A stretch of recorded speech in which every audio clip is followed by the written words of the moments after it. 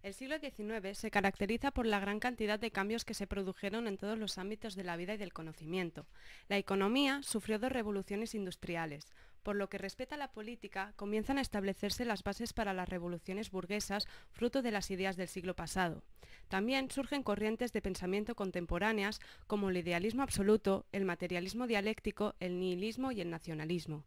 En el arte se inicia un proceso de vanguardización, pero el movimiento más importante será el impresionismo. Las revoluciones burguesas conducían a los ciudadanos a ser libres de pensamiento.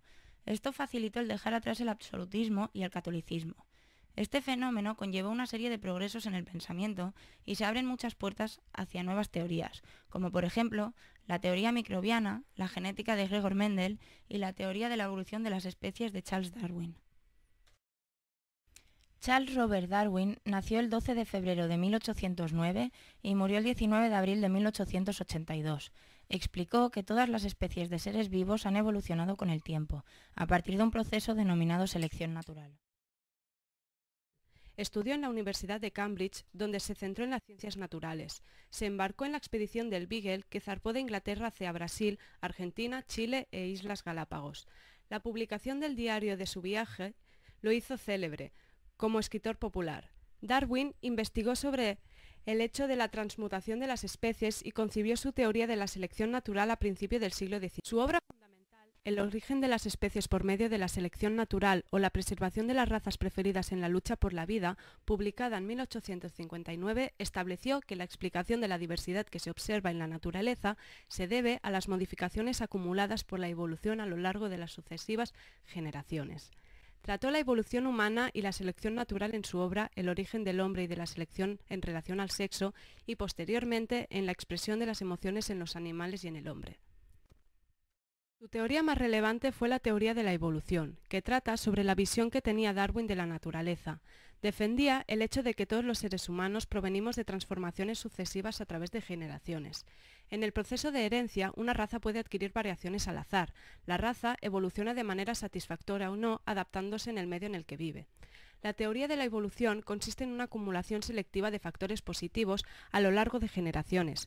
Nos explica que las razas evolucionan con el tiempo a causa de la supervivencia. Cuando nos encontramos en un medio a través de las generaciones, el ser que lo habita irá obteniendo diferentes capacidades para poder adaptarse en él. En caso contrario, la raza desaparecerá, por no estar suficientemente capacitada. Esta teoría supuso una revolución intelectual debido a la situación social de la época. A finales del siglo XVIII y principios del siglo XIX, la situación social de Inglaterra era turbulenta. Estaba en pleno auge de la expansión colonial y de la revolución industrial, lo que produjo un desplazamiento de riquezas que no actuó de igual forma en la sociedad. La miseria y la superpoblación empezaron a inquietar a la sociedad, ya que veían que el progreso era imposible a menos que existiese un abastecimiento ilimitado de alimentos. Según exponía Robert Malthus en sus ensayos, en épocas de superpoblación se producían enfrentamientos a causa del hambre. La teoría que interpretó Darwin fue aprovechada por la clase burguesa, al ser más apta por su poder adquisitivo. La preocupación de esta clase era que las clases inferiores engendrasen demasiados hijos. Así nació el liberalismo económico y la regulación de los precios por la ley de la oferta y de la demanda. Herbert Spencer fue considerado como el padre del darwinismo social, basándose en la teoría de la evolución de Darwin. Hizo una propuesta ética de conducta donde desarrolló un sistema ético que pretendía unir en una sola visión el mundo de los hechos y el mundo de los valores, proponiendo así una explicación de la moral biológica. De esta manera, aplicó la noción biológica de Darwin de la supervivencia de los más aptos a las sociedades. Spencer defendía que las modificaciones se producían como consecuencia de la diferenciación social, es decir, sobrevivían aquellos que se adaptaban adecuadamente al medio. A partir de la publicación de Darwin, Spencer sustituyó su antigua idea de progreso por la idea de la evolución, y así de esta forma justificó sus ideas con un fundamento científico. El término de darwinismo social se popularizó como una expresión despectiva en los años 40, cuando fue empleado por William Graham Sumner, oponiéndose al reformismo y al socialismo. Desde entonces, el término se utiliza para referirse peyorativamente a los que defienden las consecuencias morales de la evolución. El darwinismo social ha sido definido como aquella teoría que afirma que las leyes sociales forman parte de las leyes naturales y que pone en primer plano la lucha entre individuos o grupos humanos como fuente de progreso social y biológico. El darwinismo establece científicamente la desigualdad, ya que el principio mismo del desarrollo niega el principio de igualdad. Por ejemplo, se crean tensiones entre la población, ya que frente a la desigualdad se crean sentimientos de competencia por el poder.